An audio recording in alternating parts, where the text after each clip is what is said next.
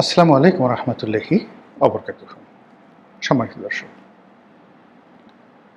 বর্তমান সরকারের জমানাতে প্রায় সব ক্ষেত্রে, প্রায় বলতে কি ১০০ ভাগ ক্ষেত্রে চাঁদাবাজি, দলবাজি, দুর্নীতি, অনিয়ম, বিশৃঙ্খলা, মবতন্ত্র, মববাজি, যা কিছু মন্দ এ সমাজে বহুকাল ধরে চলে আসছে, এটাই এখন সর্বোচ্চ পর্যায়ে আছে।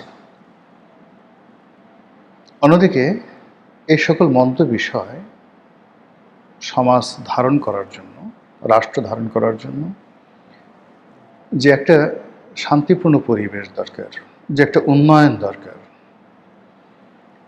এটি নামতে নামতে এমন একটা পর্যায়ে চলে গেছে যে প্রত্যেকটি মানুষের দেয়ালে পিঠ থেকে গেছে। রাষ্ট্র পরিচালনায় সরকারেরও কিন্তু দেয়ালে পিঠ থেকে গেছে, তার হাতে কোনো টাকা নেই। ফলে টাকা উপার্জনের জন্যে সরকার এমন এমন জায়গাতে হাত দিয়েছে আগামী বাজেটে, যেটি দরকার কিন্তু নজিরবিহীন। আবার এটি সামাল দেওয়া সরকারের জন্য সত্যিকার অর্থেই কঠিন একটা বিষয় হয়ে দাঁড়াবে। এই বিষয়গুলো নিয়ে সংক্ষেপে আলোচনা করব, কিন্তু তার আগে যেটা বলে নেই সেটি হলো যে আমাদের এই সরকারি প্রশাসনে, military, judiciary, civil service, police, সব ক্ষেত্রে আওয়ামী লীগ জমানাতে যে দলবাজি হয়েছিল তার চেয়ে আরও নির্মম এবং নিষ্ঠুর দলবাজি হয়েছিল ইউনূস জমানাতে। আওয়ামী লীগের লোকজন অনেকে দূরে সরে গেছে, অনেকে ঘোমটা পড়েছিল, অনেকে গুপ্ত হয়ে গিয়েছিল এবং অনেককে চাকরি থেকে বাদ দিয়ে দেওয়া হয়েছে। ফলে এই বিশাল যে শূন্যতা, সেই শূন্যতার জায়গাগুলো নিয়ে জামাত, এনসিপি টানাটানি করেছে। এরপর কিছু কিছু পদ পদবি রীতিমতো যাকে বলা হয় টেন্ডার হয়েছে। এই পদে যাওয়ার জন্য আসলে কে কত যোগ্য, কে কত টাকা দিতে পারে, আর কে কত লবি মেনটেন করতে পারে, এইভাবে অতি আশ্চর্যজনক কিছু নিয়োগ হয়েছে, যেখানে দেখা গেছে যে আওয়ামী লীগ করে, দুর্নীতিবাজ, কিন্তু ক্ষমতায় টিকে গেছে। আবার আওয়ামী লীগ করে না, ভালো কর্মকর্তা, কিন্তু এই যে একটা উত্থান পতন, সেই উত্থান পতনের মধ্যে অনেকে চাকরি থেকে বাদ পড়েছেন। এর ফলে কি হলো, পুরো প্রশাসন যন্ত্রে যে গতি থাকা দরকার, স্বচ্ছতা থাকা দরকার, ধারাবাহিকতা থাকা দরকার এবং জনগণকে সেবা দেওয়ার জন্য রাষ্ট্রযন্ত্র যেভাবে কাজ করবে সেটা একেবারে মুখ থুবড়ে পড়েছে। ফলে যে যত বড়ই গাল ভরা গল্প করুক না কেন, কোনো সরকারি অফিসে গিয়ে জনগণ সেবা পাচ্ছে না। আর জনগণ যখন সেবা পাচ্ছে না, সেখান থেকে সরকারের যে রেভিনিউ কালেকশন, সেটা মারাত্মকভাবে সেখানে অবদমিত হয়েছে। জনরোষ কোন পর্যায়ে পৌঁছে গেছে যে ভ্যাট আদায় করার জন্য কর্মকর্তারা মাঠে যাচ্ছেন। এমনি এক কর্মকর্তা গেছেন যিনি আসলে আসল কর্মকর্তা না, ভুয়া কর্মকর্তা, কিন্তু পাবলিক তাকে ধরে বেদম পিটিয়েছে। এরপরে যেভাবে পুলিশকে টানিয়ে রাখা হয়েছিল সেইভাবে তাকে টানিয়ে রাখা হয়েছে, মেরে তার গালের যে মানচিত্র, সেই মানচিত্র পাল্টে দেওয়া হয়েছে। সরকার সম্মান বাঁচানোর জন্য বলছে এটি ভুয়া, মানে ভ্যাট কর্মকর্তা, কিন্তু ভুয়া ভ্যাট কর্মকর্তা না হয়ে যদি ওই বাজারে অরিজিনাল ভ্যাট কর্মকর্তা হতো, তাহলে ভ্যাট কর্মকর্তাদের সম্পর্কে জনরোষ যে পর্যায়ে গেছে, পরিস্থিতি এর বাইরে যেত না। এভাবে আয়কর বিভাগ, এভাবে কাস্টমস, এভাবে পুলিশ, সব ক্ষেত্রে যখন মানুষের যে রাগ, ক্রোধ ওই পর্যায়ে চলে আসবে, তখন এই রাষ্ট্র চালানোর ক্ষমতা সরকারের থাকবে না। এই জিনিসগুলো তৈরি হয়েছে মূলত দলবাজির কারণে, শূন্যতার কারণে, এবং এটা ধারাবাহিকভাবে কাউকে দায়ী করা যাবে না। অর্থাৎ অতীতে যারা করেছে, পরবর্তীতে যারা এসেছে, তারা তাদের দলবাজি না কমিয়ে বরং বাড়িয়ে দিয়েছে। আপনাদের মনে আছে যে 2001 থেকে 2006 পর্যন্ত একটি সরকার চলেছিল, বিএনপির সরকার। আজকের দেশে যা কিছু অন্যায় ঠিক ওই সময়টাতে শুরু হয়েছিল। এই যে আন্ডারওয়ার্ল্ড, সেই সময়ের কালা জাহাঙ্গীর, সেই সময়ের অন্য যে সকল, সেই যে ডাকাত শহীদ, তারপরে শেষে ডেভিড, অন্যান্য যারা খুব কুখ্যাত দস্যু এবং কুখ্যাত আন্ডারওয়ার্ল্ডের ডন ছিলেন, তারা নামে বেনামে আবার এই সময় ফিরে এসেছে। যদিও শেখ হাসিনার জমানাতে এই ডনগিরিটা ছিল না, চাঁদাবাজি ছিল, কিন্তু সংঘবদ্ধ সিন্ডিকেটের মাধ্যমে ডনগিরি ছিল না, এই ডনগিরি চলে এসেছে। ওই সময়টাতে প্রথম ব্যাংক পাড়াতে একজন বাকের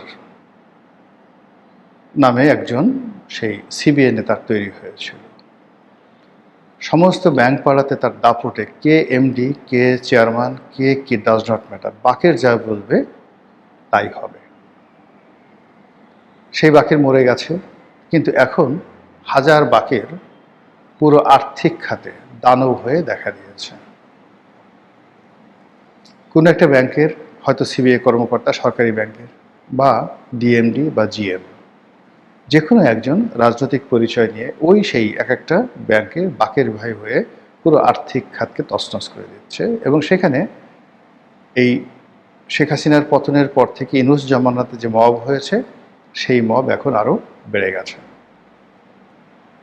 নিয়োগ, বদলি, প্রমোশন, সব ক্ষেত্রে প্রথমত টাকা, দ্বিতীয়ত অযোগ্যতা, তৃতীয়ত আনুগত্য।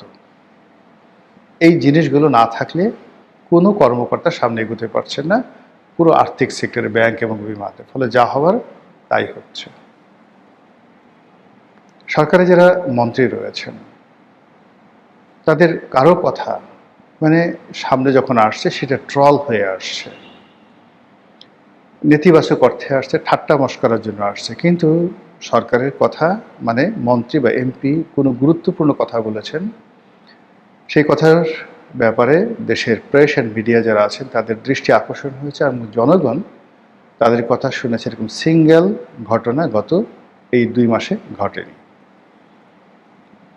ইউনূস জামানাতে যেভাবে প্রেস সেক্রেটারি শফিক সাহেব, আলী রিয়াজ, বদিউল আলম মজুমদার, এই মানুষগুলো কথাবার্তা বলতেন, এগুলোকে মিডিয়ার সামনে আনতো অ্যাজ এ নুইসেন্স হিসেবে, যেন এদের সম্পর্কে মানুষের রাগ হয়, এদের কথা শুনলে মানুষ ক্রোধান্বিত হয়, এবং এদের কথা শুনলে লোকজন ইউনূস সাহেবের উপর রাগ হয়ে যায়। এই জমানাতেও একই ঘটনা ঘটছে। মন্ত্রী, এমপি থেকে শুরু করে সবার কথাবার্তা এমনভাবে উপস্থাপন করা হচ্ছে মূলধারার গণমাধ্যমে এবং সোশ্যাল মিডিয়াতে, কখনো উলঙ্গভাবে, কখনো খুব ইন্টেলেকচুয়ালি, খুব কৌশলে এদেরকে এমনভাবে তুলে ধরা হচ্ছে যেগুলো আলটিমেটলি ট্রলের শিকার হচ্ছে। এবং সরকার যে একটা বোগাস বউ, সরকার যে একটা ফাঁপা বেলুন, তার যে কোনো ক্ষমতা নেই, এবং সরকারের যারা কর্তা ব্যক্তি তারা যে যোগ্যতম নয়, সেই জিনিসগুলো ফুটে উঠেছে। প্রধানমন্ত্রী পদে জনাব তারেক রহমান সাহেব আছেন, কেবলই মাত্র তার কথাবার্তা মিডিয়াতে আসছে, কিন্তু তার কথার মধ্যে চমক বেশি, আশ্বাস বেশি, স্বপ্ন বেশি, দিক নির্দেশনা নেই। আর তার কোনো একটি বক্তব্য টু দি পয়েন্টে, as a order, as a royal order, রাজকীয় অর্ডার হিসেবে এটি বাস্তবায়িত হয়েছে, এরকম কোনো নজির নেই। ফলে কি হচ্ছে, তিনিও কিন্তু ট্রলের শিকার হচ্ছেন, প্রচণ্ডভাবে ট্রলের শিকার হচ্ছেন তিনি এবং তার পরিবার। এরপর আমরা চাঁদাবাজির দিকে আসি। সারা ঢাকা শহরে চাঁদাবাজি একটা পুরনো রোগ। এই রোগ এখন রীতিমতো ক্যান্সার রূপে ছড়িয়ে পড়েছে। এই রোগ একই সঙ্গে ক্যান্সার, মরণঘাতী ক্যান্সার। এর থেকে মানে এই চাঁদাবাজরা যদি আপনাকে টার্গেট করে, চাঁদা আপনাকে দিতে হবেই।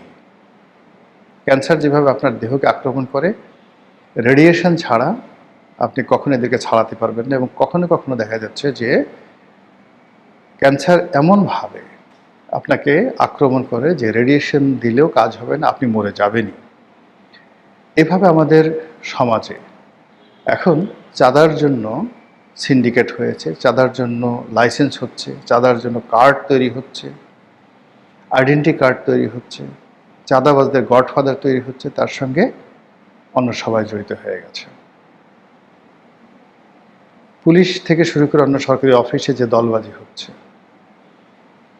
একজন পুলিশ কর্মকর্তা ডিআইজি র্যাঙ্কের, ঢাকার ডিআইজি, তার যে বক্তব্য, সেই বক্তব্য ইতিপূর্বে কখনো এরশাদের আমলে কিংবা আগের বিএনপি আমলে কিংবা শেখ হাসিনার জামানাতে এই ধরনের কথা একেবারে একটা ওসিও বলেনি, একটা কনস্টেবল, এমনকি একটা চৌকিদারও বলেনি।